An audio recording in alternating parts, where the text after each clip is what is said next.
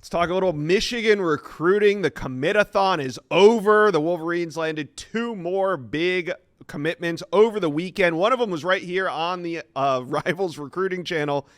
And EJ Holland from the Wolverine, we've seen a lot of commitments, right? I've been doing this for 20 years. You've been doing this for over 10 years.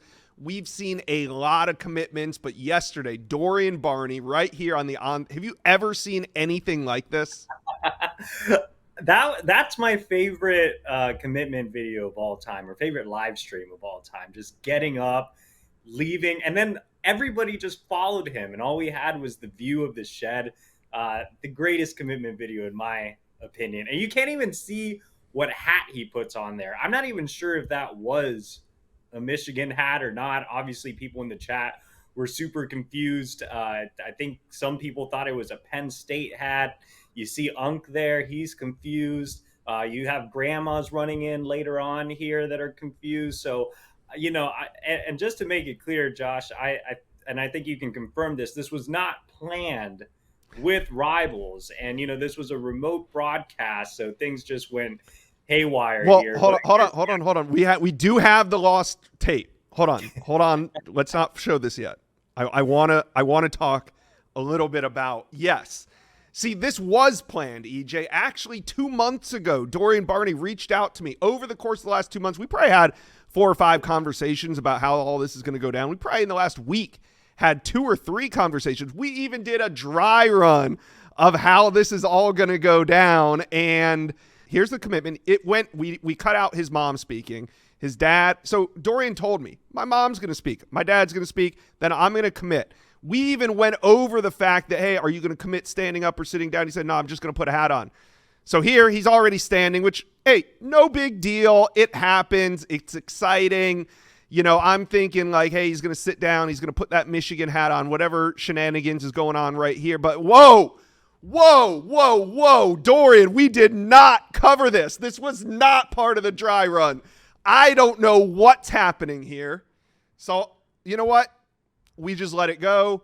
Obviously, Dorian Barney not following. He called an audible, folks. At the line, Dorian Barney called an audible. But we have the lost tapes. Roll it.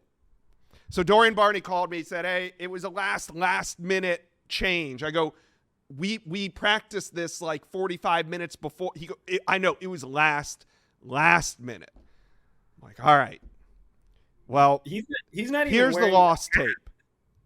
He's not even wearing the hat he originally put on. Like, we still don't know what that hat was. No, he's not wearing the hat. We do not know, but obviously it wasn't a Michigan hat because nobody went crazy. So here, this is the audible. So everybody's filming this on their phones. And this is actually really cool. I love this. It looks like a Hayes Fawcett graphic coming to life. Like if Hayes was an artist and he decorated the garage, this would be it. But, it also got me thinking, EJ, how last minute could this have been? I think maybe this was not last minute. This was well planned. I mean, this is really good. So I don't know what happened, but we need an NIL deal with the shed that was behind that. Oh yeah, that shed sighting got about 5 minutes of airtime. The screenshot that I think it was a user Wolverine Casual, he posted that screenshot where it's like Dorian Barney commits to Michigan. It's just the shed. That was the best picture of the day. And then, that kind of led into, not to stray off topic away from Dorian Barney, the GOAT, but that kind of led into the Calvin Russell disaster where he wasn't even at his own ceremony for an entire hour. The audio cut out of that ceremony. You couldn't tell who he picked. It's not easy. I'm telling you, these live commitments, I mean, first of all, you would think like this is maybe like a wedding, a celebration for a wedding, a coming home, a big coming home party, something so significant. I mean, these kids are committing to a college. They haven't played any college football yet. They're just committing to a college, and it is absolutely insane. Yeah. Let's get to Calvin Russell. So we have some footage, I believe, of Russell walking in. He had a big party. He commits to Syracuse. But like you said, this was another one that will be remembered kind of for just the chaos of it all. he had, how many people do you think were there? And there was no sign of him for a while. Yeah, he wasn't there for an entire hour. Well, I mean, this party was supposed to last from, I believe it was 7 p.m. to midnight. So he was supposed to start his Instagram live at 9 p.m. Eastern. So 9 p.m. Eastern rolls around. I think everybody was waiting for this announcement. Whether you were there or not, you were refreshing the Instagram and nothing was happening other than his followers. Like, if you saw from 9 p.m. to 10 p.m., if you were refreshing the Instagram page, his followers outrageously grew, like by the thousands, not even Smart. joking, like thousands and thousands of followers. So he kind of built it up. Then he kind of arrives Floyd Mayweather style, like he's entering some type of boxing match, has the shades on and everything, does the ring walk before he finally gets to his announcement podium. And at that point, again, kind of becomes a bit of a circus. The audio cuts out, you don't know what's going on, and he commits to Syracuse. So that one was obviously wild. I think for Michigan fans, obviously it was really disappointing. That's one where it really came down to the wire. I really don't think Russell informed the staffs beforehand. At least he did not inform Michigan from what I have been able to gather, and he committed to Syracuse. But it kind of seemed, if you kind of read some of my updates on the fort over at the Wolverine, our message board, I kind of posted like this has a little bit of shock factor value. Like, he spoke to our national team earlier in the week and had told them that Syracuse was basically out of his top four. And I was like, no, that is not what I'm hearing. I think they're, right there with Michigan. That is Michigan's biggest threat. And I was consistent with that throughout the entire week. And I think the nature of Calvin Russell's announcement ceremony shows you the nature of this recruitment. This one was a hype machine recruitment. Not that Calvin Russell is not good, he is. But I'm saying this recruitment, the buildup, the leaving Syracuse out purposely, I think all of this was very manufactured, whether it was by Russell or his agency or whoever was helping him. And it's great marketing. Like I said, he was building up thousands and thousands of followers. I mean, it's a marketing game as much as it is, just actually playing football these days. So I think it worked out in his benefit to build up that hype. And I think that a lot of people just kind of assumed it would be Michigan. You think Michigan versus Syracuse. Michigan's the superior program here, obviously. But that just, it wasn't the case. I think Syracuse did a really nice job of personally building a relationship with him. They put together a really strong NIL package. They're allowing him to play basketball. They've landed guys from Miami, Northwestern in the past. So, I think it's a good learning lesson in the NIL era with agents and with marketing groups and with social media. You're going to have to be on BS alert every day. Anytime. But do you think it's over? No, absolutely not. But but you're going to have to be on BS alert every day. When you cover recruitments that are 5 stars, where you have marketing agencies and NIL agents and all of this already involved, it's a great learning lesson. We heard, and I posted this before the announcement earlier in the day. I said, I do not know. It's Michigan, it's Syracuse. I'm not going to get into I'm feeling this, because the feeling's BS, and I did have my BS meter out. And I think everybody needs to approach it that way. If you really don't know, if he hasn't informed staffs, if he's not a media friendly kid, if you don't have a great personal relationship with him, you have to be on BS alert. But in terms of if this is over, no, obviously not.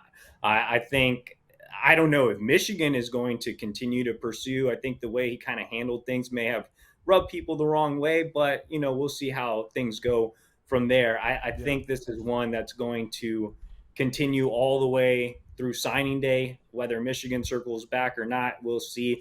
But it's kind of interesting. You look at the other finalists like LSU, Miami, Oregon.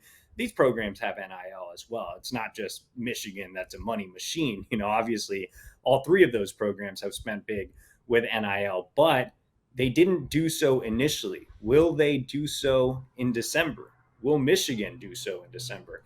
If they do, who knows? We'll see. So I don't think it's over, but Yeah, what a chaotic weekend, Josh, with those two. Insane. So if for those scoring at home, Travis Johnson, the wide receiver, he's in. DB Dorian Barney is in. Now we know Savion Hyder's still out there. We're going to talk about that in a second. Michigan fans, do me a favor though, hit subscribe to the On3 Recruits channel. It's actually called the Rivals Recruits channel now. We're not On3 anymore. We're Rivals Recruits channel. Sorry, but hit subscribe. All right. So before we get to Hyder though, linebacker is still a need, right? Is that kind of the next big position to fill? Yeah, that is the next position to fill. And I'm still laughing, Josh, at the two recruitments we just discussed, because when we talked about Barney, we didn't even discuss the fact that there were multiple silent commits, a decommitment from Alabama. That one's one to watch until signing day. But I anyway, believe he's been to 3 high schools. Hey, it is what it is, man. It's today's game. It's fun. Cruton. But no, linebacker is next up for need. You have some guys making decisions here soon. DQ Forkbuzz up July 12th. Michigan playing from behind there. I think he'll probably end up at one of the Florida schools.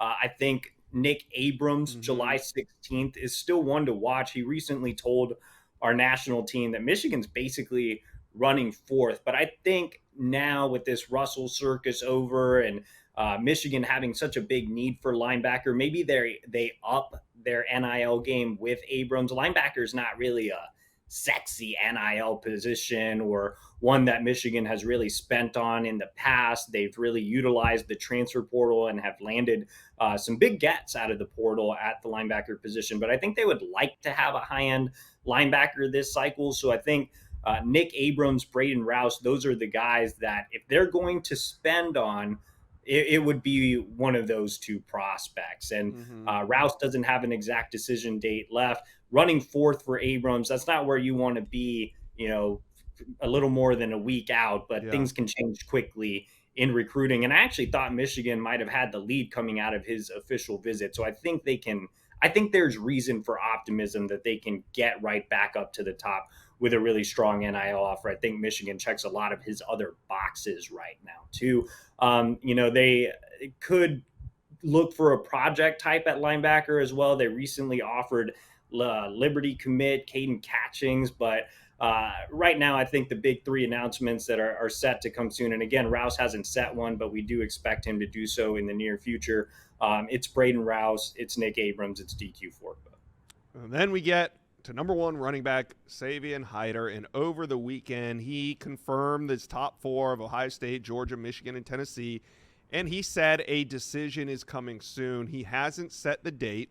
When do you think it'll be, July or August? And also, who do you think the biggest competition is right now for Michigan? Yeah, from my understanding, Hyder and his family are, really trying to keep things on the down low. They don't really want any type of leaks out there. If I were to guess, it'd be sometime later in July or early August. When I talked to Hyder in the spring, that's kind of what he was leaning towards. So if he sticks to the timeline he previously had in mind, then that's when it'll be. I don't think it'll, bleed into his senior football season. I think he's the type of kid who is probably just kind of done with this process, and he's having a hard time making the decision. But he does want to make it before his senior season starts. He plays for a really small school, Louisa County in Virginia, and community is very big there. And I think he just wants to fully focus on that senior season. So it'll be here at some point, in the next few weeks, in my opinion.